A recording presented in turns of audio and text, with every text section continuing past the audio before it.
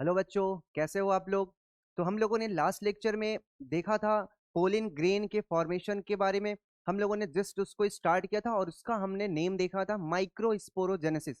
Clear है। तो हम लोग इस लेक्चर में माइक्रोस्पोरोजेनेसिस के बारे में स्टडी करने जा रहे हैं। माइक्रोस्पोरोजेनेसिस के बारे में हम लोग देखेंगे यहाँ पे। क्लियर है। अच्छा, लास्ट लेक्चर में हम लोगों ने देखा था मेल जो पार्ट होता है जिसे हमने स्टेमेन कहा था, स्टेमेन दो पार्ट से मिलकर बना था। एक था एंथर और दूसरा था उसके नीचे का जो फिलामेंट।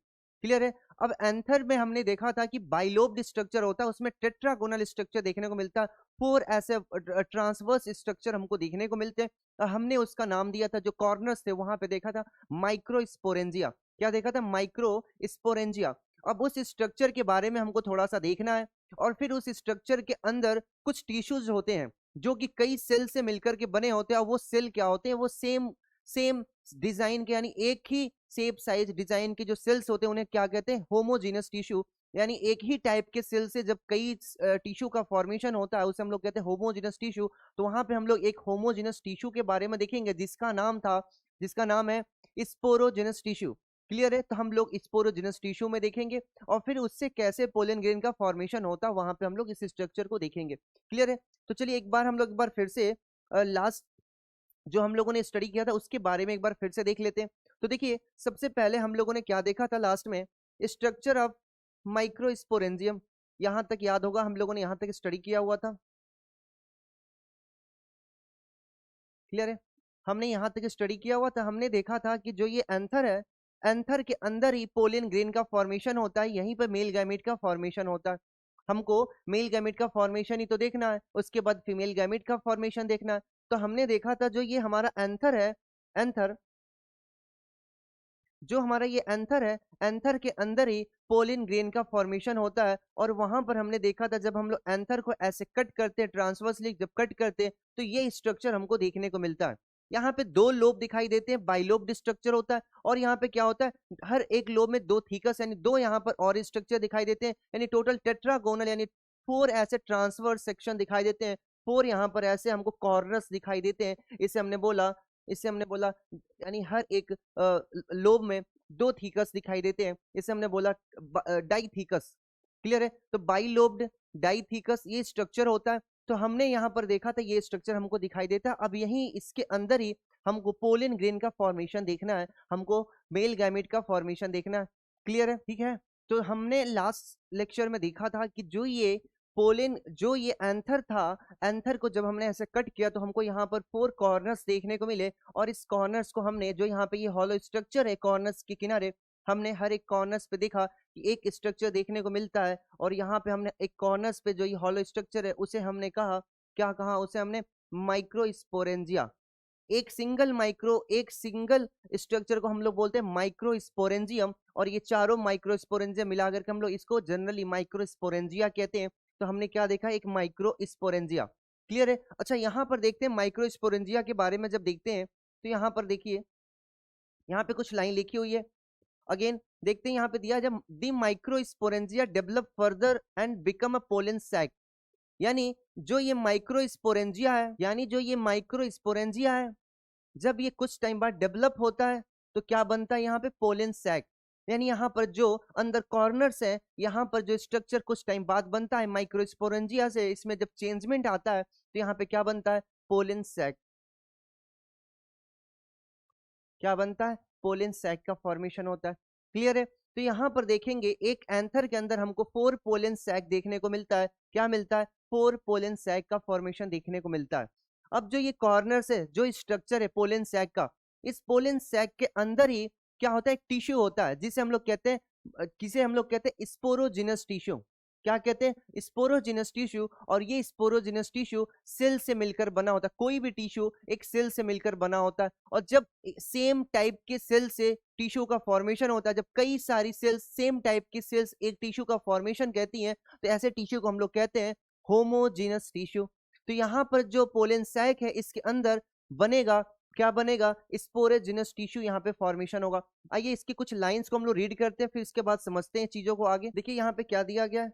यहाँ पे दिया गया the microsporangia develop further and become pollen sac. जो ये माइक्रोस्पोरेंजिया था, जो कॉर्नर पे हमने देखा था स्ट्रक्चर को, जो माइक्रोस्पोरेंजिया था, उस स्ट्रक्चर का थोड़ी देर बाद, कुछ टाइम बाद क्या होगा, डेवलपमेंट होता है और ये किस में बदल जाता है, पोलन सैक में। ये पोलन सैक में कन्वर्ट हो जाता है, यानी इसका क्या होता है, डेवलपमेंट होता है, तो पोलन सैक में कन्वर्ट हो जाता है। They extend longitudinally all through the length of an anther and are packed with pollen grains. यानी यहाँ पर फिर कुछ टाइम बाद पोलन सैक में क्या होगा, कुछ टाइम बाद ट्रांसफॉर्मेशन होगा, फिर डेवलपमेंट होगा, कुछ और विकास होगा, और कुछ टाइम बाद जो ये माइक्रोस्पोरेंजिया था, जो कि पोलन सैक बन गया था, अब इसके अंदर ट्रांसवर्सली, यानी ऐसे ऐसे ट्रांसवर्सली जो चार यहाँ पे थे माइक्रोस्पोरेंजिया, यहाँ पे चारों के अंदर क्या होगा, यहाँ पर पोलन ग्रेन्स बन जाएंगे, पोलन ग्रेन्स यहाँ पे फिल्ड हो जाएंगे ऐसे ट्रांसवर्सली, ऐसे ही इसके अंदर पोलन ग्रेन्स का फॉर्मेशन होता है। क्लियर है? अच्छा, ये तो हमने सिर्फ स्ट्रक्चर की भी बात की, अभी हमने पोलन ग्रेन के फॉर्मेशन को नहीं देखा। अभी हम लोग धीरे धीरे, आप लोग समझते जाइएगा, पोलन ग्रेन के फॉर्मेशन को भी आगे देखेंगे। ये छोटा सा एक प्रोसेस होता है, सिंपल सा है, क्योंकि अब जब हम लोग फीमेल गैमेट पढ़ेंगे तो वहां पे थोड़ा सा कॉम्प्लिकेटेड स्ट्रक्चर देखने को मिलेगा, वहां पर इससे भी ज्यादा कॉम्प्लिकेटेड स्ट्रक्चर होता है। अगर आप यहाँ पे कंफ्यूज हो जाएंगे तो वो चीजों को समझने में प्रॉब्लम होगी, तो एक बार इसको इजिली समझते जाइएगा, ठीक है?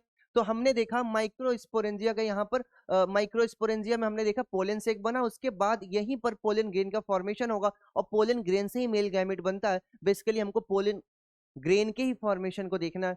अब देखिए, जो ये पोलन ग्रेन है, ये पोलन ग्रेन है, जब एंथर के अंदर बनता है, ये एंथर के अंदर, जब यहाँ पर एंथर के अंदर यहाँ पे बनता है, इस स्ट्रक्चर के अंदर बनता है, तो ये जो स्ट्रक्चर है, यहाँ पे जब पोलन ग्रेन बनेगा, इसी फॉर्मेशन को, इसी बनने के प्रोसेस को हम लोग क्या कहते हैं, माइक्रोस्पोरोजेनेसिस। माइक्रोस्पोरोजेनेसिस, जेनेसिस वर्ड जहां भी आता है इसका मतलब होता है फॉर्मेशन, जहां भी वर्ड आ जाए जेनेसिस इसका मतलब होता है फॉर्मेशन, और माइक्रोस्पोरोजेनेसिस मतलब माइक्रोस्पोर का फॉर्मेशन। माइक्रो मतलब छोटे से स्पोर का। जब वही फीमेल गैमीट का फॉर्मेशन देखेंगे, वहां पे आएगा मेगा स्पोरोजेनेसिस, यानी मेगा मतलब बड़ा, स्पोर मतलब स्पोर्स, और जेनेसिस मतलब फॉर्मेशन। तो माइक्रो स्पोरोजेनेसिस यानी यहाँ पे छोटे से स्पोर का फॉर्मेशन हो रहा, वहां पर क्या होगा, मेगा स्पोरोजेनेसिस, यानी वहां पे बड़े से स्पोर का फॉर्मेशन होगा। तो यहाँ पे जो मेल गैमीट होता है, आपको पता है छोटा ही होता है, फीमेल गैमेट जनरली बड़ा होता है, तो वहां पे मेगा स्पोरोजेनेसिस देखेंगे, यहाँ पे माइक्रो स्पोरोजेनेसिस।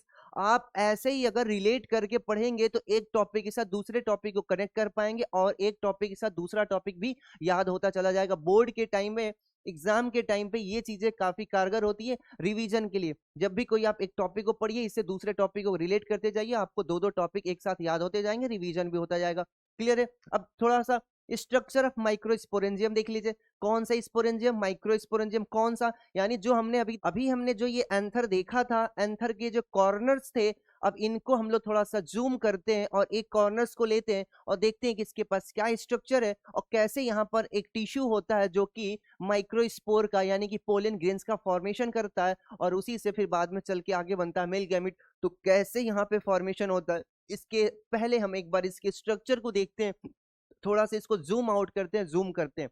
क्लियर है? अब देखिए, जब हम लोग इसको जूम करते हैं तो हम लोग एक स्ट्रक्चर को देखते हैं। जब इसी स्ट्रक्चर को जब हम नीचे देखते हैं तो लास्ट में देखिए यहाँ पर आपको एक स्ट्रक्चर देखने को मिलेगा, ठीक है? तो देखिए, अब हम लोग इसी एनसीईआरटी के फिगर को देखते हैं। याद होगा आपने लास्ट लेक्चर में, जब हमने लास्ट लेक्चर में स्टडी किया था, तो यहाँ पे हमने एंथर के वॉल के बारे में स्टडी किया था, और हमने ये वाला स्ट्रक्चर बनाया था। अब हम लोग एक बार इस स्ट्रक्चर को रिफाइन क्वालिटी में, यानी एनसीईआरटी की जो रियल फिगर, एक बार उस फिगर को देखते हैं जो कि बोर्ड में आता रहता है, और हम लोग को ये फिगर को एक बार स्टडी करना ही है। तो देखिए, अब हमने जो कॉर्नर्स देखे थे एंथर में, जो एंथर का जो हमने कॉर्नर्स देखा था, ये कॉर्नर्स हमने देखा था एंथर के, ये कॉर्नर्स थे जिसे हमने बोला था माइक्रोस्पोरेंजियम। अब ये जो एक कॉर्नर था, एक कॉर्नर को हम लोग को यहाँ पे स्टडी करना। तो सबसे पहले तो हमने एंथर को हमने कट किया था, उस कट करने के बाद जो ये ट्रांसवर्स सेक्शन था, ये जो स्ट्रक्चर था देखने को हमको मिला। जब हम लोग ऐसे वर्टिकली स्ट्रक्चर को ऐसे कट करेंगे, जब ऐसे वापस ऐसे देखेंगे यहाँ से, तो क्या होगा, ये ऐसा दिखाई देगा स्ट्रक्चर। तो ये एंथर का स्ट्रक्चर है। एंथर पे यहाँ पे आपने देखा, यहाँ पे 4 आपको यहाँ पे स्ट्रक्चर ये देखने को मिले, इसी को हमने क्या बोला, माइक्रोस्पोरेंजियम। एक स्ट्रक्चर को हमने बोला माइक्रोस्पोरेंजियम। क्लियर है?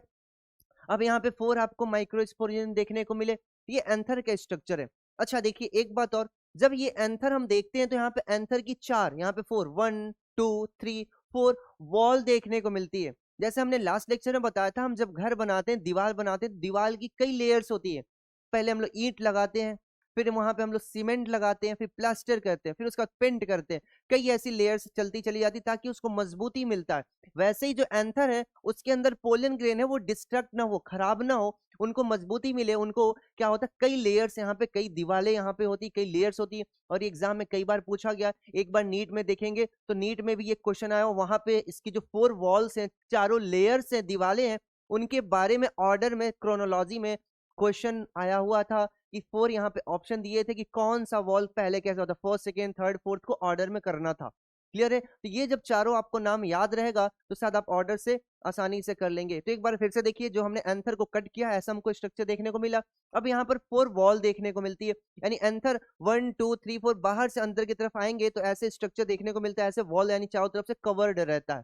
यानी जो ये माइक्रोस्पोरेंजियम है इसको चारों तरफ से घेरा रहता है कुछ स्ट्रक्चर, और इसी माइक्रोस्पोरेंजियम को एक एक सिंगल माइक्रोस्पोरेंजियम को हमने कट किया और यहाँ पे जूम आउट करके देखा तो ये स्ट्रक्चर देखने को मिला। और इसी स्ट्रक्चर को थोड़ा सा हमको स्टडी करना, आप एक बार ध्यान देंगे, चीजें अगर नहीं समझ में आ रही तो भागना नहीं है, एक बार 2 बार 3 बार एक बार फिर से देखेंगे, चीजें समझ में आएंगी। जो भी डाउट है आपको क्वेश्चन पूछते रहना, पढ़ते रहना, इससे ज्यादा इजिली शायद आपको समझ में नहीं आएगा। तो ये आपको एक बार ध्यान से देखेंगे समझ में आएगा। फिर से प्रॉब्लम हो रही है तो फर्स्ट वीडियो से स्टार्ट करिए, सेकेंड थर्ड फोर्थ पे आएंगे, फिर ये सारी चीजें आपको हो सकता है फिर से अच्छे से समझ में आ जाए। क्लियर है?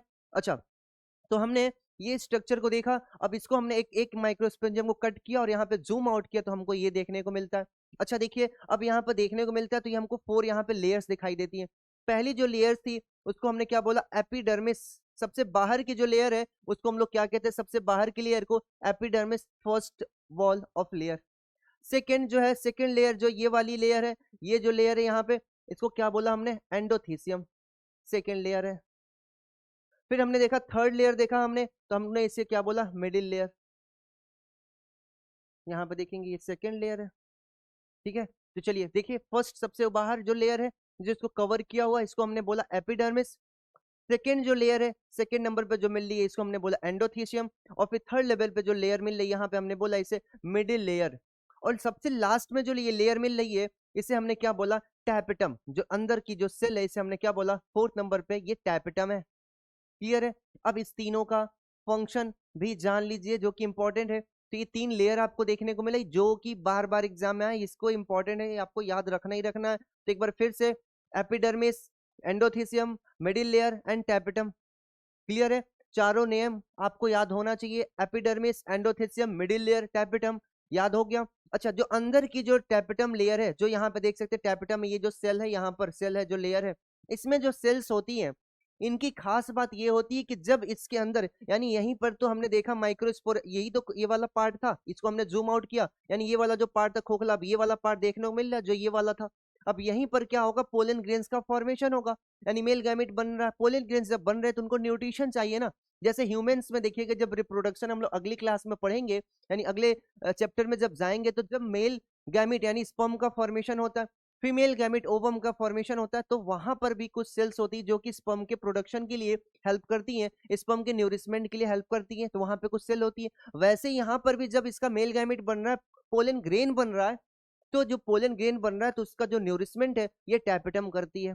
तो टैपेटम जो है इनर मोस्ट लेयर है किसका, एंथर का, यानी इसका माइक्रोस्पोरेंजियम का कह लीजिए, एंथर का। और जो ऊपर बाहर की 3 लेयर है ये क्या करती है, एंथर को प्रोटेक्शन करने का काम करती है। तो ये 3 layer, epidermis, middle layer, endothecium, याद रखना है। 3 लेयर प्रोटेक्शन का, बाहर से कवर करने का काम करती है। और अंदर की जो लेयर है टैपेटम, ये न्यूरिशमेंट का काम करती है। दूसरा इसका एक और काम है, बाहर की जो 3 लेयर्स है ये डेहिसेंस में भी हेल्प करती है, यानी जब ये लेयर मेच्योर हो जाएंगी, जब यहाँ पे पोलन ग्रेन्स का फॉर्मेशन हो जाएगा, अभी ये हुआ नहीं है, अभी ये मेच्योर नहीं है, अभी पोलन ग्रेन्स का फॉर्मेशन तो हमको आगे देखना है कैसे पोलन ग्रेन का फॉर्मेशन हो रहा है। जब ये पोलन ग्रेन्स का फॉर्मेशन हो जाएगा तो इसके बाद जो ये लेयर्स है ऐसे क्रैक्ड हो जाएंगी, फट जाएंगी, और उसके बाद यहाँ से पोलन ग्रेन रिलीज हो जाएगा, और रिलीज होकर के हवा से, एयर से, वाटर से या किसी और मीडियम से फीमेल पार्ट के ऊपर जाएगा, जिसे हम लोग पॉलिनेशन कहते हैं। पॉलिनेशन को भी हम लोग देखेंगे आगे के क्लासेस में, तो वहां पर हम देखते हैं पॉलिनेशन होता है। तो इस पॉलिनेशन में भी ये जो 3 लेयर्स है हेल्प करती हैं डेहिसेंस में। ओके, तो ये 3 लेयर्स को और फोर्थ वाली लेयर्स को याद रखना है। ओके, चलिए ये हो गया। अब एक और चीज इंपॉर्टेंट आपको याद रखना है। देखिए, अब हमने स्टार्टिंग से बोला कि 4 लेयर्स ऑफ एंथर, यानी जो एंथर है चारों लेयर से घेरा हुआ है। अंदर जो हॉलो स्ट्रक्चर था, अंदर जो आपने 4 कॉर्नर्स देखे थे, ये 1 2 3 4 जो कॉर्नर्स है, इसको हमने बोला क्या, माइक्रोस्पोरेंजियम। जब कुछ टाइम बाद ये माइक्रोस्पोरेंजियम कुछ टाइम बाद थोड़ा सा मेच्योर होगा तो क्या बन जाएगा, पोलन सैक बन जाएगा। और यही पोलन सैक के अंदर कुछ सेल्स हैं, यहाँ पर सेल्स है, यही सेल्स यहाँ पे रेड कलर से जो दिख रही है ये सेल्स है। कौन सी सेल्स है भैया, याद रखना, most important, microspore mother cell. Microspore mother cell, यानी माइक्रोस्पोर के अंदर मदर सेल लिखा हुआ, माइक्रोस्पोर के साथ मदर सेल लिखा हुआ, माइक्रोस्पोर को बनाने वाली सेल को क्या बोलेंगे, माइक्रोस्पोर मदर सेल। यानी माइक्रोस्पोर की मदर सेल है, तो जिसकी मदर है उसी चीज को तो बनाएगी। तो किसकी मदर है, माइक्रोस्पोर की मदर सेल है। तो हमने स्टार्टिंग में देखा था माइक्रोस्पोरोजेनेसिस टर्म किस लिए यूज करते हैं, जब पोलन ग्रेन का फॉर्मेशन होता है, जब पोलन ग्रेन बनने लगता है, इस प्रोसेस को बोलते हैं क्या, माइक्रोस्पोरोजेनेसिस। माइक्रोस्पोरोजेनेसिस। अच्छा, जेनेसिस टर्म जहां भी आ जाए, यानी किसी चीज का फॉर्मेशन हो रहा है, माइक्रोस्पोरो यानी माइक्रोस्पोर का फॉर्मेशन हो रहा है। तो माइक्रोस्पोर का फॉर्मेशन कौन करेगा, माइक्रोस्पोर मदर सेल करेगी। क्लियर है, क्या करेगा, माइक्रोस्पोर मदर सेल करेगी। तो ये माइक्रोस्पोर मदर सेल माइक्रोस्पोर्स का फॉर्मेशन करती है, वही स्पोर्स बाद में कन्वर्ट होकर के क्या बन जाते हैं, पोलन ग्रेन बन जाते हैं। एक चीज और, माइक्रोस्पोर मदर सेल को ही पीएमसी भी कहते हैं। क्लियर है, पीएमसी भी से कहते हैं क्या, पोलेन मदर सेल। क्या बोलेंगे, पीएमसी। इसको एमएमसी सेल नहीं बोलेंगे, माइक्रोस्पोर मदर सेल है तो इसको कह दे एमएमसी। नहीं, एमएमसी इसको नहीं बोलेंगे, क्योंकि जब हम अगले लेक्चर में मेगा स्पोर मदर सेल के बारे में बात करेंगे, फीमेल गैमेटोफाइट की बात करेंगे, फीमेल गैमेट के फॉर्मेशन को देखेंगे, तो वहां पे जैसे यहाँ पे माइक्रो स्पोर है, वैसे वहां पे मेगा स्पोर्स आएंगे। माइक्रो मतलब छोटा, मेगा मतलब बड़ा। तो माइक्रो स्पोर यहाँ पे छोटा स्पोर बन रहा है, यानी गैमेट बन रहा है, मेल गैमेट छोटा होता है, वहां पे फीमेल गैमेट बन रहा है, यानी बड़ा सा मेगा स्पोर बन रहा है। क्लियर है, तो माइक्रो स्पोर यहाँ पे देखेंगे तो छोटा स्पोर, वहां पे मेगा स्पोर देखेंगे तो माइक्रो स्पोर के लिए वर्ड यूज करते हैं पीएमसी सेल, यानी माइक्रो स्पोर मदर सेल के लिए बोलते हैं शॉर्ट में पीएमसी, पोलन मदर सेल। यानी पोलन ग्रेन भी वही है ना, पोलन ग्रेन का भी फॉर्मेशन कर रही है। और यहाँ पे एमएमसी सेल, वहां पे यूज करते हैं word megaspore mother cell. Clear है, चलिए, तो एक चीज फिर से देखना है, हमने बोला माइक्रोस्पोर जो मदर सेल है, यहाँ पे जो माइक्रोस्पोर मदर सेल है जिसे हमने पीएमसी देखा, पीएमसी कहा, ये पीएमसी जो सेल आप यहाँ पे रेड कलर से देख सकते हैं, यानी जो 4 लेयर्स है उसके अंदर यहाँ पे हमको microspore mother cell PMC cell देखने को मिलती है। जो ये रेड कलर की सेल है, इसमें क्या होगा, डिवीजन होगा, यानी इस सेल में डिवीजन होगा। अब आपने देखा था क्लास 11th में कि हमने सेल के 2 डिवीजन के बारे में बात किया। 2 टाइप से डिवीजन होता है, माइटोसिस और meiosis. Mitosis, mitosis and meiosis. चलिए एक बार फिर से सेल डिवीजन को एक बार फिर से एक बार देखते हैं, छोटा सा समरी, उसके बाद आते हैं फिर यहाँ पर।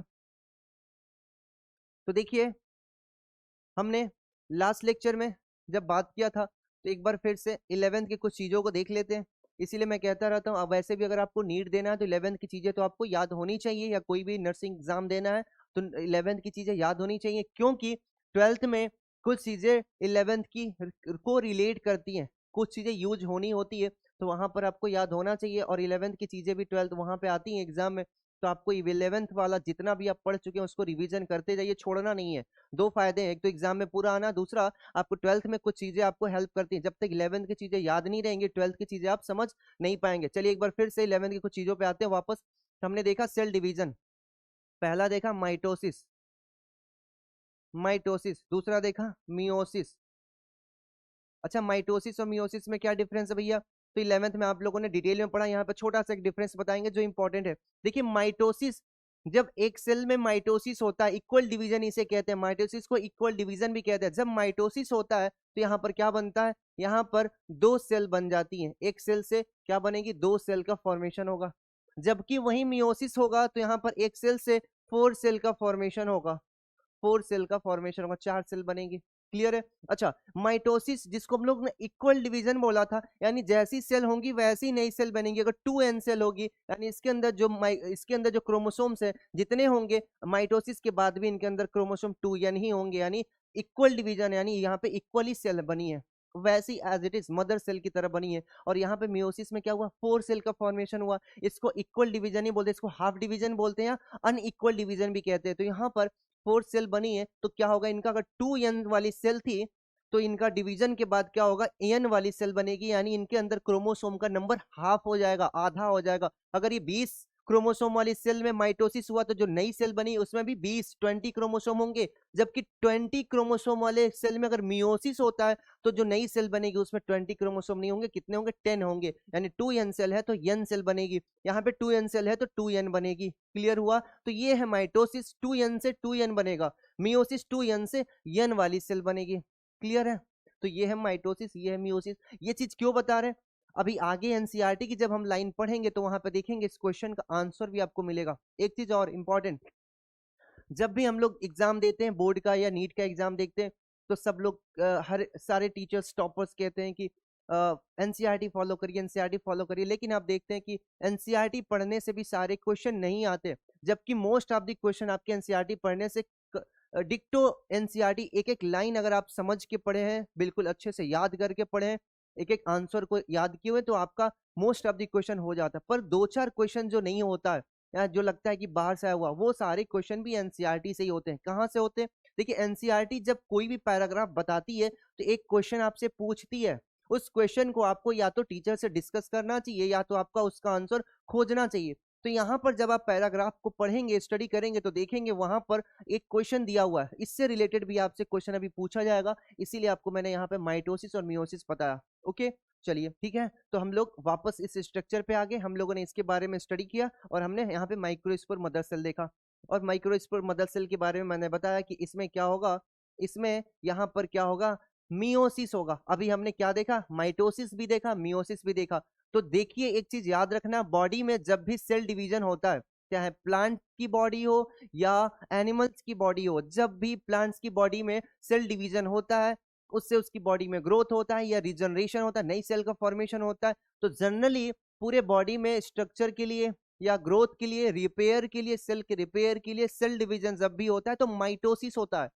पर जब भी गैमीट का फॉर्मेशन होना होता है, गैमीट का फॉर्मेशन होना होता है रिप्रोडक्शन के लिए वहां पे, तो वहां पे मियोसिस होता है। तो यहाँ पर देखिए, यहाँ पर इस पे कौन सा डिवीजन होगा, मियोसिस होगा। माइक्रोस्पोर मदर सेल में मियोसिस होगा। और आपको अभी मैंने बताया कि मियोसिस जब होता है तो एक सेल में जब मियोसिस हुआ तो नंबर ऑफ क्रोमोसोम क्या हो जाएंगे, हाफ हो जाएंगे। अगर 2n की सेल है तो n नंबर की सेल बनेगी, यानी क्रोमोसोम उसमें हाफ हो गए। और एक सेल में जब मियोसिस होगा तो कितनी सेल बनेगी, 4 सेल बनेगी। यानी माइक्रोस्पोर मदर सेल में मियोसिस होगा तो कितनी माइक्रोस्पोर बनेंगे, 4 माइक्रोस्पोर बनेंगे। याद है मैंने बताया माइक्रोस्पोर की मदर सेल है तो किसको बनाएगी, माइक्रोस्पोर को बनाएगी, छोटे छोटे माइक्रोस्पोर बनेंगे। तो एक सेल में एक बार मियोसिस हुआ तो कितने सेल बनेंगे, 4 माइक्रोस्पोर बन जाएंगे। क्लियर हुआ इतना। तो ऐसे ही यहाँ पर माइक्रोस्पोर का फॉर्मेशन होता है और यही माइक्रोस्पोर जो बने हैं बाद में चल के पोलन ग्रेन बन जाएंगे और ये पोलन ग्रेन चले जाएंगे फीमेल पार्ट के ऊपर, हो जाएगा पॉलिनेशन।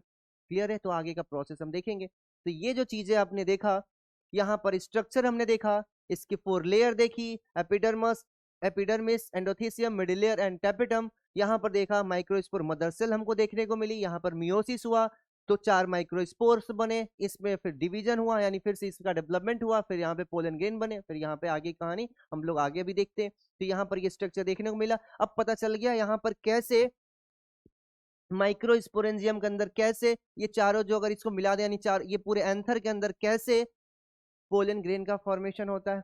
अब जो ये माइक्रोस्पोर बने थे ना, मियोसिस जो हुआ था, इसी प्रोसेस को हम लोग क्या कहते हैं, माइक्रोस्पोरोजेनेसिस, माइक्रोस्पोरोजेनेसिस। क्लियर है। तो ये चीजें आपको याद रखना है, इसी प्रोसेस को हमने बोला था माइक्रोस्पोरोजेनेसिस या पोलन ग्रेन का फॉर्मेशन को ही यही चीज कहते हैं। तो ये चीज आपको याद रखना है, एग्जाम में अलग अलग टर्म से पूछ सकता है, व्हाट इज द माइक्रोस्पोरोजेनेसिस, या पूछ लेगा पोलन ग्रेन के फॉर्मेशन को क्या कहते हैं, या हाउ पोलन ग्रेन्स फॉर्म, तो आप बोलेंगे इसको माइक्रोस्पोरोजेनेसिस के प्रोसेस को लिख देंगे, अलग अलग तरीके से पूछा जा सकता है। क्लियर है। चलिए अब चलिए एक बार हम लोग अपने एनसीईआरटी की लाइन पे आ जाते हैं। जो इंपॉर्टेंट कुछ लाइन है उसको हम लोग हाईलाइट कर देते हैं। और एक चीज और, आप लोग लाइन बाय लाइन तो पढ़ते होंगे, यहाँ पे समझते जाइए, कुछ भी यहाँ पे डाउट हो तो पूछते जाइएगा। हम स्पेशली कुछ चीजों को लाइन कर देंगे, अंडरलाइन जो करते हैं वो चीजें इंपॉर्टेंट होती है, आप उसको नोट डाउन भी करते जाइए साथ में, ठीक है। चलिए वापस लाइन पे आते हैं। देखिए हमने स्ट्रक्चर ऑफ स्पोरेंजियम देख लिया था, माइक्रो स्पोरेंजियम देख लिया था, यानी जो ये स्ट्रक्चर था हमने देखा था। अभी जो हमने एक स्ट्रक्चर देखा था, ये माइक्रोस्पोरेंजियम, एक माइक्रोस्पोरेंजियम के हमने स्ट्रक्चर को देखा था। तो यहाँ पर स्ट्रक्चर ऑफ माइक्रोस्पोरेंजियम, जो चीजें मैंने बताई एक बार फिर से लाइन में देख लेते हैं, क्या चीज कोई चीज छूटा तो नहीं है। तो एक बार हम लोग लाइन बाय लाइन एक बार फिर से पढ़ते हैं। तो देखिए स्ट्रक्चर ऑफ माइक्रोस्पोरेंजियम बताया गया कि इन अ ट्रांसवर्स यानी transverse section a typical microsporangium appears near a circular in outline. ये जो सर्कुलर आउटलाइन है उसके किनारे हमको क्या दिखाई देता है, वर्टिकली, यानी वर्टिकली ऐसे माइक्रोस्पोरेंजियम हमको दिखाई देते हैं। क्लियर है। अब यहाँ पे आगे क्या, it's generally surrounded by 4 wall of layers, यानी जो ये एक माइक्रोस्पोरेंजियम है वो 4 वॉल की लेयर से क्या है, 4 लेयर की दीवारों से क्या है, घिरा हुआ है। अब 4 जो लेयर की दीवार है, मैंने बार बार याद करा, फिर से याद कर लीजिए, 4 वॉल लेयर से घिरा हुआ, सराउंडेड है। तो पहला क्या है, एपिडर्मिस, फर्स्ट एपिडर्मिस है, ठीक है। तो फर्स्ट एपिडर्मिस है, दूसरा एंडोथीसियम है, तीसरा मिडिल लेयर है, और फोर्थ टैपेटम है। क्लियर हुआ। तो पहला एपिडर्मिस, दूसरा एंडोथीसियम, तीसरा मिडिल लेयर, चौथा टैपेटम। यहाँ पे लाइन बाय लाइन बताया जा रहा है। ओके, अच्छा अब नेक्स्ट आते हैं। तो 4 लेयर की दीवारों से क्या हुआ, घिरा हुआ है। फिर आगे बढ़ते हैं, लिखा है outer 3 wall of layer, outer 3 wall layer protect, perform the function of protection and help in the dehiscence of anther and release the pollen. यानी जो बाहर की 3 लेयर है, एपिडर्मिस, मिडिल लेयर और एंडोथीसियम, ये लेयर क्या करती है, प्रोटेक्शन का काम करती है और डेhiscence का काम करती है। डेhiscence मतलब देखिए, जैसे डेhiscence का मतलब मैंने बताया था, जब ये एंथर मैच्योर हो जाएगा, जब ये एंथर मैच्योर हो जाएगा, तो मैच्योर होने के बाद ये जो लाइन है ना, यहाँ से लाइन क्रैक कर जाएंगी, फट जाएंगी, और जो पोलन ग्रेन यहाँ पे बना हुआ है भैया, रिलीज हो जाएगा। इसी को हम लोग कहते हैं डेhiscence। और जिस लाइन से क्रैक होता है उसी को कहते हैं लाइन ऑफ डेhiscence। तो लाइन ऑफ डेhiscence जो है, या यानी जो डेhiscence का प्रोसेस है, उसको कौन हेल्प करता है, ये जो बाहर की 3 लेयर्स है। और दूसरा, जब तक ये मैच्योर नहीं हुआ है, जब तक पोलन ग्रेन का फॉर्मेशन नहीं हुआ, तब तक प्रोटेक्शन का भी काम करती है। ये दो इसका काम दिखाई दिया। अच्छा आगे फिर से लाइन बाय लाइन आते हैं, ठीक है। तो लिखा हुआ है तो आउटर 3 वॉल ऑफ लेयर, यानी बाहर की जो 3 लेयर है, वो क्या, perform the function of protection and help in the dehiscence of anther and release pollen. बाहर की जो 3 लेयर है वो डेhiscence में हेल्प करती है और एंथर के प्रोटेक्शन का काम करती है। Next, the inner most wall of layer is tapetum. याद रखना है ये नाम, इसको क्लियर है, सबको नाम याद रखना है। टैपेटम क्या है, टैपेटम बार बार एग्जाम में आया। टैपेटम क्या है, inner most layer of anther, anther की सबसे इनर मोस्ट लेयर है, या माइक्रोस्पोरेंजियम की सबसे इनर मोस्ट लेयर है क्या, टैपेटम। 4 जो लेयर है उसकी सबसे अंदर की लेयर है टैपेटम। ये इंपॉर्टेंट है, याद रखना है लाइन। तो जो इनर मोस्ट लेयर है टैपेटम, टैपेटम का फंक्शन यहाँ पे दिया है, क्या करती है, नरिशेस डेवलपिंग पोलन ग्रेन।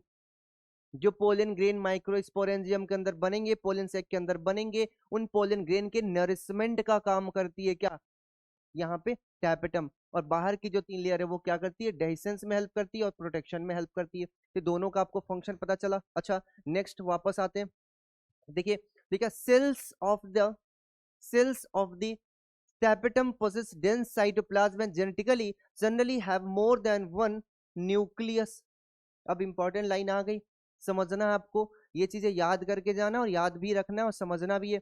क्या किया गया, जो लेयर थी 4, उसमें जो अंदर की लेयर है टैपेटम, वो क्या दिया गया है, cell of the tapetum possess dense cytoplasm.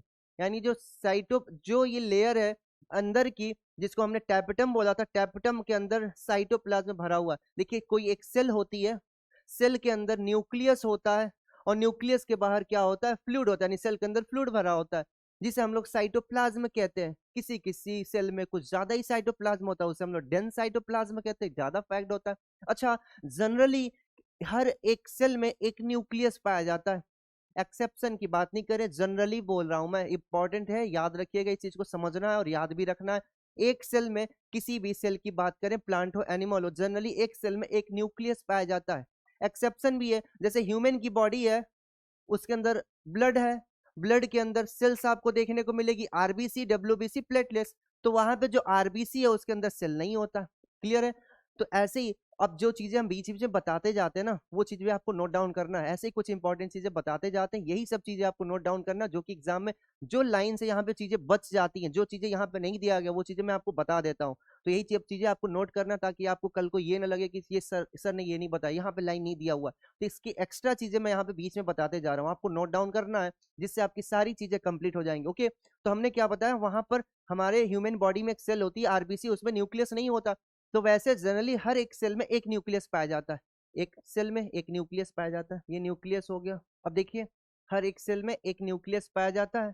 अब जो ये न्यूक्लियस है, किसी किसी सेल में दो पाया जाता है।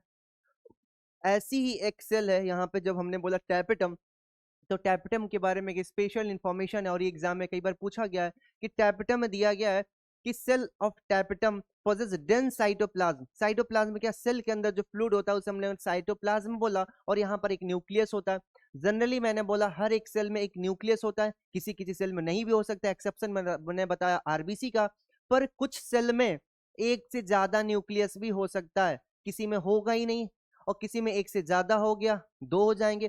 तो दोनों एक्सेप्शन कंडीशन है, दोनों इन जनरल कंडीशन है। जनरल क्या है, हर एक सेल में एक सेल एक न्यूक्लियस का हो जाना। तो देखिए, जो ये टैपेटम है, टैपेटम में कुछ चीजें डिफरेंट है जो इन जनरल है। देखिए क्या है, डेंस साइटोप्लाज्म, यहाँ पर यहाँ पे डेंस साइटोप्लाज्म। क्लियर है?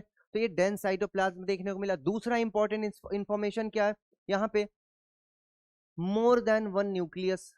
अब ये टैपेटम जो है, टैपेटम के अंदर जो सेल है, ये जो टैपेटम वाली सेल है, यहाँ पे दो इंफॉर्मेशन देखने को मिला। ये मल्टी न्यूक्लिएटेड सेल है, multinucleated, multinucleated cell है। दो इंफॉर्मेशन याद रहेगा। तो टैपेटम का फंक्शन क्या है, पोलन ग्रेन के फॉर्मेशन के टाइम पे पोलन ग्रेन को नरिशमेंट देना। और इसकी स्पेशल, इसका खासियत क्या है, इसकी स्पेशलिटी क्या है, जो डिफरेंट और सारी सेल से डिफरेंट इसके पास कुछ फंक्शन है। तो देखिए डिफरेंट इसका क्या स्ट्रक्चर है। ये जो सेल है इसके अंदर जो साइटोप्लाज्म है वो काफी डेंस है और किसी सेल के कंपैरिजन में। दूसरा, हर एक सेल में जनरली एक न्यूक्लियस होता है, पर यहाँ पर मल्टी न्यूक्लियस यानी एक से ज्यादा न्यूक्लियस देखने को मिलता है। तो यहाँ पर क्या हो गया, मल्टी न्यूक्लिएटेड सेल पाई जाती है, यानी मल्टी न्यूक्लिएटेड होता है हमारा क्या, टैपेटम की सेल। अब अब इंपॉर्टेंट चीज आ जाती है। अब ध्यान दीजिएगा। अब मैंने बोला ना, एनसीईआरटी की जब भी कोई लाइन पढ़ी जाती है, कोई भी पैराग्राफ जब आपको बताया जाता है, वहां पर नीचे एनसीईआरटी ने क्वेश्चन पूछा होता है, ताकि बच्चे को समझ में आया कि नहीं। तो यहाँ पर देखिए क्वेश्चन एक पूछा गया है कि can you think how tapetal cell could become a binucleate या मल्टी न्यूक्लिएट। कैसे आप सोच सकते हैं, कैसे किसी सेल ने बाइन्यूक्लिएट, कैसे सेल ने बनाया अपने आप को, यानी कैसे टैपेटम की सेल कैसे बाइन्यूक्लिएट बनी, एक से दो न्यूक्लियस कैसे बन गए, या मल्टी न्यूक्लिएटेड सेल कैसे हो गई। तो यहाँ पर एक सेल में तो एक ही न्यूक्लियस होता है, तो यहाँ पर बाइन्यूक्लिएट कैसे बना, ये क्वेश्चन पूछा गया। तो आप सोच के बताइए एक बार। और दूसरा क्वेश्चन पूछा गया इसके आगे, अभी इसके आगे बात करते हैं। तो आज चलिए एक बार इस क्वेश्चन के आंसर को देख लेते हैं। मैंने बोला ना, जितना भी क्वेश्चन पूछा जाए आपको कवर करना है, या तो आपको क्वेश्चन को फाइंड करके आना है, या तो कुछ टीचर से डिस्कस करना है। तो देखिए क्वेश्चन यहाँ पे पूछा गया कि कैसे टैपेटम की जो सेल है वो बाई न्यूक्लिएट हो गई, एक से ज्यादा न्यूक्लियस हो गए। देखिए जनरली जब सेल में डिवीजन होता है, किसी भी सेल में, जैसे ये सेल है, इस सेल से दो सेल बनी, माइटोसिस मान लीजिए, माइटोसिस हुआ, ये एक सेल से दो सेल का फॉर्मेशन हुआ, तो यहाँ पे एक सेल से दो सेल बन गई। जब किसी सेल में डिवीजन होने लगता है ना, जब किसी सेल में डिवीजन होता है तो सबसे पहले न्यूक्लियस का डिवीजन होता है, यानी एक सेल में डिवीजन होने वाला होगा तो सबसे पहले क्या होगा, दो न्यूक्लियस बन जाएंगे, और फिर कुछ टाइम बाद फर्दर सेल में डिवीजन हो जाएगा, तो दो सेल बन गई, दोनों सेल में अपने अपने एक न्यूक्लियस बन गए। अगर कभी किसी कंडीशन में एक सेल में क्या हुआ, स्टार्ट हो गया डिवीजन होना, और डिवीजन स्टार्ट होने के बाद न्यूक्लियस का डिवीजन हो गया, यानी न्यूक्लियर डिवीजन हो गया, कैरियोकाइनेसिस हो गया। अब यहाँ पर क्या हो गया, दो न्यूक्लियस तो बन गए, लेकिन उसके बाद सेल का डिवीजन नहीं हुआ, यानी साइटोकाइनेसिस नहीं हुआ। तो क्या होगा, एक सेल के अंदर दो न्यूक्लियस बन जाएंगे फर्दर, यानी सेल का डिवीजन तो नहीं होगा कंप्लीट यहाँ पे, लेकिन न्यूक्लियस का डिवीजन हो गया। अब यहाँ पर क्या होगी, सेल एक से ज्यादा न्यूक्लियस वाली हो जाएगी। अभी हमने टैपेटम को देखा बाई न्यूक्लिएट, आगे कुछ सेल देखेंगे वहां पे मल्टी न्यूक्लिएट भी होगा, तो यहाँ पर ऐसे ही देखने को मिलेगा। अभी हम लोग नारियल के बारे में एग्जांपल देखेंगे, कोकोनट का, वहां पे फ्री न्यूक्लियर डिवीजन देखेंगे, यानी एक से कई न्यूक्लियस का डिवीजन होता चला जा रहा है, कई सारे न्यूक्लियस देखने को मिल रहा है, मल्टी न्यूक्लिएटेड न्यूक्लियस, वहां पर भी यही मेथड होता है। क्लियर है? तो जब किसी सेल का डिवीजन होने लगता है तो पहले न्यूक्लियस का डिवीजन होता है, कैरियोकाइनेसिस होता है, और कैरियोकाइनेसिस कंप्लीट होने के बाद जब साइटोकाइनेसिस ना हो यानी सेल का डिवीजन ना हो तो वहां पर मल्टी न्यूक्लिएटेड सेल देखने को मिल जाती है। यही एक कंडीशन है। याद है? याद रहेगा? तो ये आपको आंसर याद रखना बहुत इंपॉर्टेंट है। ठीक है, चलिए अब वापस आते हैं फिर से लाइंस पे। नेक्स्ट अब आते हैं माइक्रोस्पोरोजेनेसिस अपने टॉपिक पे, इंपॉर्टेंट। अब स्टार्टिंग से हमने देखा, हमने एंथर के स्ट्रक्चर को देख लिया, एंथर के वॉल को देख लिया, बीच के कॉर्नर्स यानी माइक्रोस्पोरेंजियम को देख लिया, पोलन सैक को देख लिया। क्लियर है? वहां पे अंदर हमने टैप्टम के फंक्शन के बारे में देखा और बाहर की 3 लेयर्स के फंक्शन के बारे में देखा। अब वापस आते हैं तो हमने देखा था वहां पर हमको पीएमसी सेल दिखाई दी थी, पीएमसी सेल या माइक्रोस्पोर मदर सेल हमको दिखाई दी थी। अब यही सेल में डिवीजन होता है तो क्या बनता है? Pollen grain. इसी पोलन ग्रेन के फॉर्मेशन को या तो कह लीजिए माइक्रोस्पोर के फॉर्मेशन को क्या कहते हैं? माइक्रोस्पोरोजेनेसिस कहते हैं। और ये माइक्रोस्पोरोजेनेसिस के फॉर्मेशन को मेथड को ही, प्रोसेस को ही हमको देखना। तो देखिए एक बार फिर से वापस आते हैं, माइक्रोस्पोरोजेनेसिस फंक्शन को देखते हैं, डिफिनेशन को देखते हैं। तो यहाँ पे माइक्रोस्पोरोजेनेसिस हमको पढ़ना है। तो माइक्रोस्पोरोजेनेसिस क्या है फिर से देख लेते हैं। As the anther develop the cell of the sporogenous tissue undergo meiotic divisions and form microspore tetrad। यानी यहाँ पे कह रहा है जब एंथर मैच्योर होने लगता है तो वहां पर होता है क्या? पोलन सैक के अंदर मैंने बताया था वहां पर होता है टिश्यू जिसे कहा गया स्पोरोजिनस टिश्यू। अब देखिए जो पीएमसी सेल होती है ना, एग्रीगेट यानी ऐसे अलग अलग नहीं होती है, वहां पे ढेर सारी सेल्स होती हैं पीएमसी सेल, और वो सारी सेल एक जैसी होती हैं, तो वो सारी सेल मिलकर के कॉम्पैक्ट एक टिश्यू बनाती है। उन टिश्यू को कहते हैं क्या? उस टिश्यू कहते हैं यहाँ पर स्पोरोजिनस टिश्यू। स्पोरोजिनस टिश्यू कभी एग्जाम में आ जाए आपको याद रखना, ये स्पोरोजिनस टिश्यू। स्पोरोजिनस टिश्यू क्या है? पोलन मदर जो सेल है, पीएमसी सेल है, इसी से मिल करके बना। जब कोई सेल एक साथ मिल करके बड़े स्ट्रक्चर को फॉर्म करता है उसे टिश्यू कहते हैं। जो टिश्यू है तो ये स्पोरोजिनस टिश्यू है। और स्पोरोजिनस टिश्यू में क्या होता है? यही पीएमसी सेल्स होती हैं, यही पोलन मदर सेल्स होती हैं, और यही पोलन मदर सेल में क्या होता है? मियोसिस होता है, तो फिर पोलन फाइनली बन जाता है पोलन ग्रेन। क्लियर है? और इसी प्रोसेस को बोलेंगे माइक्रो स्पोरोजेनेसिस। अब इंपॉर्टेंट चीज अभी आ जाती है, देखिए इंपॉर्टेंट चीज पूछा गया, what would be ploidy of the cell in tetrad. ये चीज याद रहेगा। क्वेश्चन क्या पूछा गया? What would be ploidy. Ploidy का मतलब क्या होता है? देखिए जैसे कोई सेल है उसके अंदर न्यूक्लियस है, न्यूक्लियस में जेनेटिक मटेरियल होता है, डीएनए होता है, आरएनए होता है, डीएनए से कंपैक्ट होकर के क्या बनता है? क्रोमोसोम बनता है। जैसे हम ह्यूमन है तो ह्यूमन का जो सेल होगा, सेल के अंदर जो न्यूक्लियस होगा वहां पर क्या होगा? 46 क्रोमोसोम होंगे। कितने क्रोमोसोम? 46 क्रोमोसोम होंगे। तो 46 जो क्रोमोसोम है ह्यूमन के अंदर वो क्या होंगे? जोड़े में होंगे, तो 23 पेयर होगा। क्लियर है? तो यहाँ पर 2n इसको बोलेंगे, क्या बोलेंगे? स्ट्रक्चर को 2n, यानी यहाँ पे डाइप्लॉइड स्ट्रक्चर है। क्लियर है? अच्छा, जब ये किसी सेल में माइटोसिस होता है, तो मैंने बताया था जब किसी सेल में माइटोसिस होता है 2n सेल में होगा तो 2n सेल बनेगी, यानी जितना क्रोमोसोम होगा उतना ही क्रोमोसोम वाली सेल बनेगी। लेकिन जब किसी सेल में मियोसिस होगा, यानी एक सेल से यहाँ पर फोर फोर सेल का फॉर्मेशन होगा, और ये सेल अगर 2n वाली है तो कौन सी n वाली सेल बनेगी? n वाली सेल बनेगी। कौन सी? n सेल बनेगी, 2n नहीं बनेगी। बात समझ में आया? अगर किसी सेल में मियोसिस हो रहा है तो 2n वाली अगर सेल है यानी इसमें डाइप्लॉइड स्ट्रक्चर है, तो इसके बाद क्या होगा? उस सेल में अगर मियोसिस हुआ तो एक सेल से आपको पता है मियोसिस में 4 सेल बनता है, 4 सेल बने तो 4 सेल कैसी होगी? 2n वाली नहीं होगी, यहाँ पर n वाली सेल होगी। हैप्लॉइड इसको बोलेंगे। ये डाइप्लॉइड, 2n डाइप्लॉइड, तो n क्या होगा? हैप्लॉइड। तो अब बताइए पीएमसी सेल कैसी सेल है? डाइप्लॉइड है। तो पीएमसी सेल में क्या हो रहा है? मियोसिस हो रहा है। मियोसिस क्यों हो रहा है? क्योंकि मैंने बताया जब पोलन ग्रेन यानी किसी भी रिप्रोडक्शन के टाइम पे किसी भी गैमीट का फॉर्मेशन होता है तो वहां पे मियोसिस होता है। तो पोलन ग्रेन मदर सेल में, पोलन मदर सेल में पोलन ग्रेन बनने लगा, यानी माइक्रोस्पोर बनने लगा। इस माइक्रोस्पोरोजेनेसिस में यही तो होता है। तो स्पोरोजेनेसिस प्रोसेस में क्या बनने लगा? पोलन ग्रेन बनने लगा। तो ये पीएमसी सेल में मियोसिस हुआ तो 4 यहाँ पे माइक्रोस्पोर बन गए, यही बाद में 4 क्या हो जाएंगे? पोलन ग्रेन बन जाए। तो बताइए ये जो माइक्रोस्पोर है या तो ये पोलन ग्रेन है क्या होंगे? 2n वाले होंगे या n वाले होंगे? तो पीएमसी क्या है? 2n वाली सेल है, यानी डाइप्लॉइड है। और ये माइक्रोस्पोर और ये पोलन ग्रेन, ये क्या है? n वाले सेल है, क्योंकि यहाँ पे मियोसिस हो गया, मियोसिस हो गया तो 2n सेल बदल जाएगी n में। ओके, तो यहाँ पे आंसर क्या होगा? What would be the ploidy of tetrad? Tetrad क्या है? यही जो 4 सेल बना है, यही टेट्राड है। अभी इसकी बात आगे करेंगे। तो टेट्राड क्या हो जाएगा? 2n की n, n हो जाएगा। तो इसका आंसर क्या होगा? n, टेट्राड का n हो जाएगा। ओके, तो ये इंपॉर्टेंट चीज याद रखना है।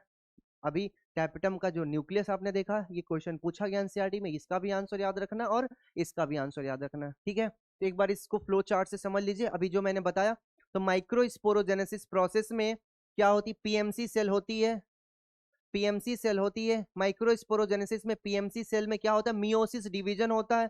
और माइक्रोस्पोरोजेनेसिस यानी माइक्रोस्पोर का फॉर्मेशन, तो ये पीएमसी सेल क्या होगी? माइक्रोस्पोर बनाएगी, और ये माइक्रोस्पोर कन्वर्ट हो जाएंगे फिर आगे पोलन ग्रेन में। तो देखिए एक पीएमसी सेल है, यहाँ पे क्या हुआ? मियोसिस हुआ, मियोसिस हुआ तो यहाँ पे 4 सेल बने, 4 सेल बने, चारों सेल अभी एक साथ है, जिसको हमने टेट्राड बोला, यानी कंपैक्ट है। ये चारों क्या हो जाएंगे? मैच्योर होंगे, चारों अलग अलग हो जाएंगे, चारों में ग्रोथ होगी और ये क्या बन जाएंगे?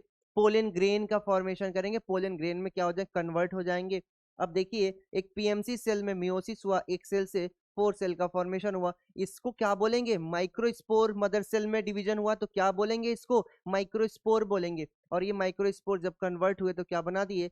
ये बना दिए पोलन ग्रेन। यहाँ पर किस चीज का फॉर्मेशन हो गया? पोलन ग्रेन का भैया। तो ये जो फ्लो चार्ट से मैंने आपको समझाया, ये चीज को याद रखना है। ये पीएमसी सेल है, ये टेट्राड है। टेट्राड में क्या है? 4 सेल है। 4 कौन सी सेल है? ये माइक्रोस्पोर्स है, क्योंकि माइक्रोस्पोर मदर सेल से डिवीजन होगा तो माइक्रोस्पोर बनेंगे, और माइक्रोस्पोर ये बड़े हो गए तो क्या हो गया? Pollen grain. तो इसी प्रोसेस को, इसी पोलन ग्रेन के फॉर्मेशन को क्या कहा गया? माइक्रोस्पोरोजेनेसिस। ओके, तो यहां तक हमने इस लेक्चर में माइक्रोस्पोरोजेनेसिस देख लिया। माइक्रोस्पोरोजेनेसिस कहाँ होता है? हमने स्ट्रक्चर को देख लिया। हमने हमने हमने माइक्रोस्पोरेंजियम देखा, पोलन सैक देखा, वहां पे हमने 4 लेयर के स्ट्रक्चर देखे, 4 लेयर के बारे में हमने देख लिया, और यहाँ पे पोलन ग्रेन का फॉर्मेशन देख लिया।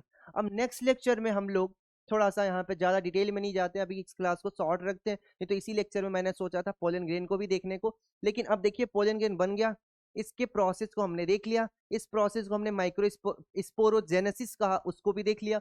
अब नेक्स्ट लेक्चर में जब हम आएंगे तो जो ये पोलन ग्रेन बना था, अब कैसा दिखता है, कैसा होता है, कैसा दिखता है, ऐसे दिखता है, कैसा होता है, इसके अंदर कौन कौन सा स्ट्रक्चर होता है, इसका फंक्शन क्या है, इसके अंदर कौन सी सेल होती है, उसके बारे में हम लोग डिटेल में डिस्कस करेंगे। और यहाँ पे 2 सेल होती है, दोनों इंपॉर्टेंट है, और दोनों के अंदर क्या होता है? अलग अलग कैरेक्टर होता है। इसमें से एक सेल क्या होती है? फिर से डिवाइड होगी, और वो क्या बनाएगी? वो बनाएगी गैमीट। अब यहाँ पे बन जाएगा मेल गैमीट। ओके, तो हम लोग नेक्स्ट लेक्चर में पोलन ग्रेन को देखेंगे। यहाँ तक हमने पोलन ग्रेन के फॉर्मेशन को देख लिया था। अब फॉर्मेशन हो गया तो अब हम पोलन ग्रेन के स्ट्रक्चर को देखेंगे, इसके कुछ कैरेक्टर को देखेंगे, कितने साइज का होता है, कैसे शेप का दिखता है, कितनी लेयर्स है, कौन कौन सी इसके अंदर सेल है, कौन सी सेल किस चीज से बनी हुई है, और इसका इंपॉर्टेंस क्या है। ओके, तो चलिए हम लोग नेक्स्ट लेक्चर में मिलते हैं, और नेक्स्ट लेक्चर में हम लोग क्या पढ़ेंगे? पोलन ग्रेन के फॉर्मेशन को हमने देख लिया, नेक्स्ट लेक्चर में हम देखेंगे पोलन ग्रेन के स्ट्रक्चर को, पोलन ग्रेन के उसके इंपॉर्टेंस को, और पोलन ग्रेन के अंदर जो सेल है उन सभी सेल्स के बारे में हम स्टडी करेंगे।